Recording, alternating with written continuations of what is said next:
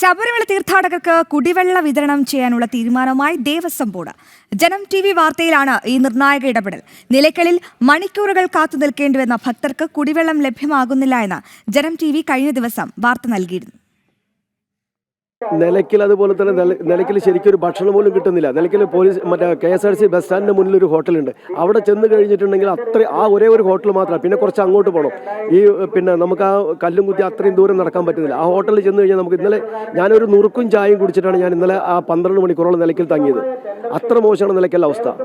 നിലയ്ക്കലിൽ മണിക്കൂറുകൾ കാത്തു നിൽക്കേണ്ടി വന്ന ഭക്തർ കഴിഞ്ഞ ദിവസം ജനം TVയോട് പ്രതികരിച്ചത് ഇങ്ങനെ. തീർത്ഥാടന കാലം തുടങ്ങി ആഴ്ചകൾ പിന്നിട്ടിട്ടും നിലയ്ക്കലിൽ കുടിവെള്ളം ലഘുഭക്ഷണ വിതരണം നടക്കുന്നില്ല എന്നായിരുന്നു ഭക്തരുടെ പ്രതികരണം സഹിതം കഴിഞ്ഞ ദിവസം ജനം TV വാർത്ത നൽകിയത്. തിരക്ക് വർദ്ധിച്ച ദിവസമായ ചൊവ്വാഴ്ചയായിരുന്നു ഭക്തർ നിലയ്ക്കലിലെ അടിസ്ഥാന സൗകര്യ അപര്യാപ്തതകളെ സംബന്ധിച്ച് പ്രതികരിച്ചത്.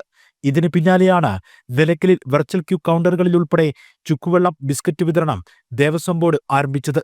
ഭക്തരുടെ പരാതി ജനം TV വാർത്ത നൽകിയതോടെ സന്നിധാനത്തും കുടിവെള്ളം, ബിസ്ക്കറ്റ് വിതരണം ദേവസ്വം ബോർഡ് നടത്തുന്നുണ്ട്.